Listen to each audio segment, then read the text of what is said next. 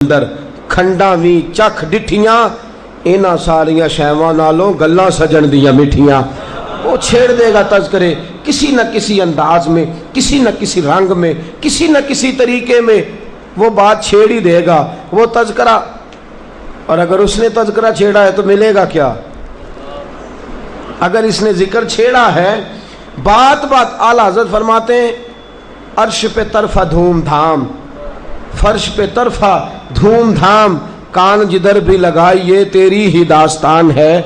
अगर जिक्र छेड़ दिया है मिलेगा क्या? मिलेगा क्या? लो हदीस तिरमिज़ी सुनिए, मेरे रसूल पाक सल्लल्लाहु अलैहि वसल्लम दुआ देने लगे। लेनी है नबी पाक की दुआ? सबको चाहिए? हुजूर की दुआ चाहिए? नबी पाक अलैहिस्सलाम ने हाथ उठाए कहा अल्लाह मेरे उस उम्मती का चेहरा तरोताज़ा रखना।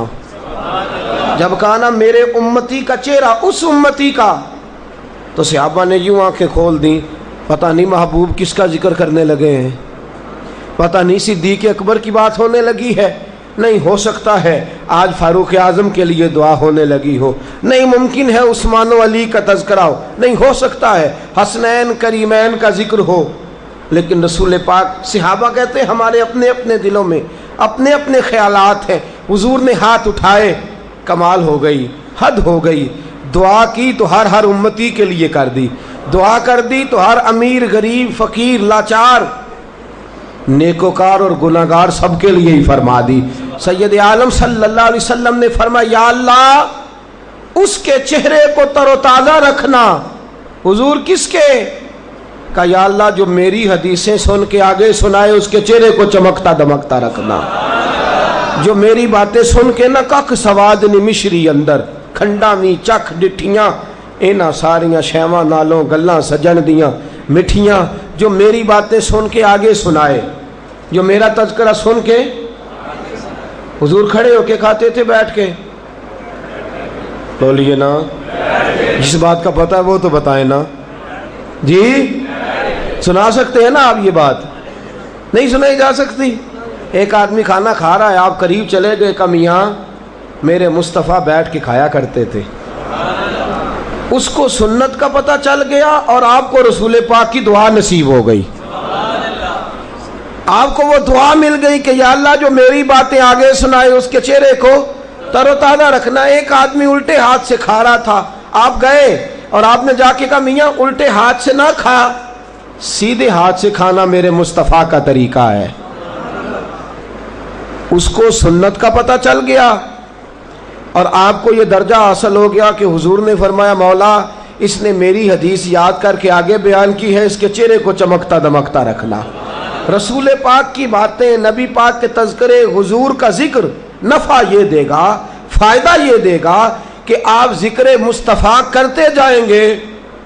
मैं सोच में गुम हो गया, मैंने कहा या रसूल अल्लाह सल्लल्लाहु अलैहि वसल्लम बस चेहरा ही चमकेगा, जो आपकी बातें बयान करने वाला है उसका चेहरा ही चमकेगा।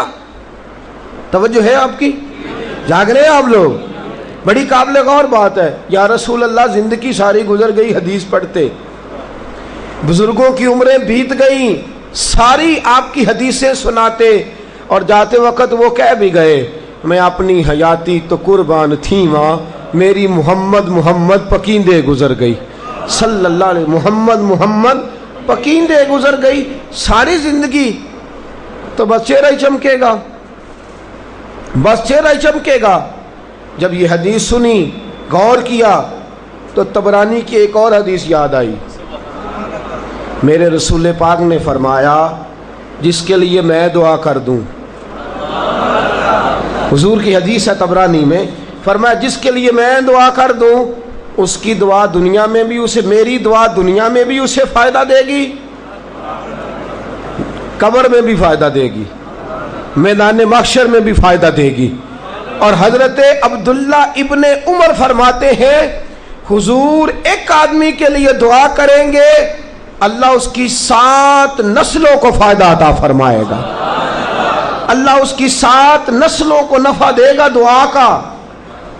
ये मुस्तफ़ा की दुआ है, ये रसूलुल्लाह की दुआ है।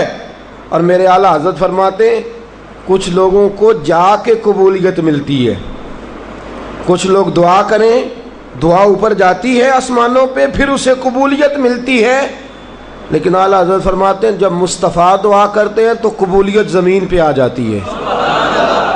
جب اور لوگ دعا کرتے ہیں تو دعا کو عرش پہ جانا پڑتا ہے، وہاں جا کے قبول ہوتی ہے۔ جب مصطفیٰ کیا فرماتے ہیں؟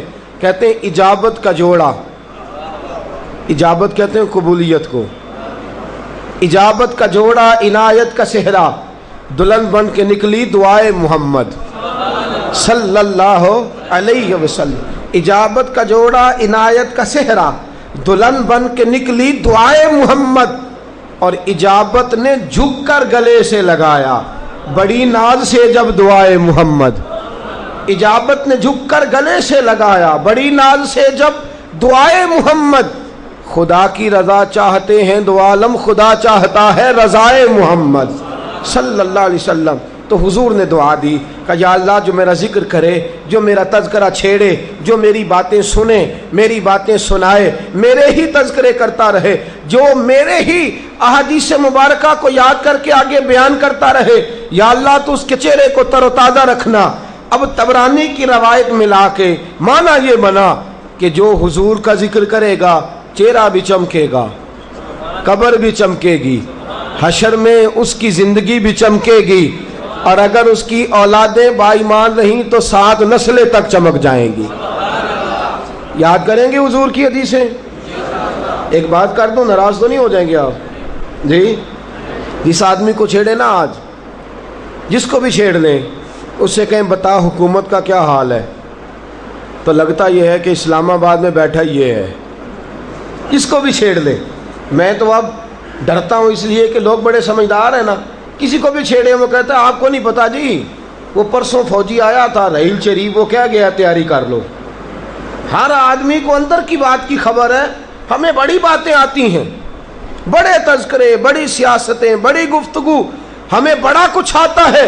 دوستو یہ باتیں کرو گے تو نفع کوئی نہیں، لیکن مصطفیٰ کی بات کرو گے تو فائدہ ہی فائدہ ہے، رسول اللہ کا ذکر چھوڑو گے تو فائدہ ہی فائدہ ہے، نبی پاک کا ذکر کرو گے تو فائدہ ہی فائدہ ہے۔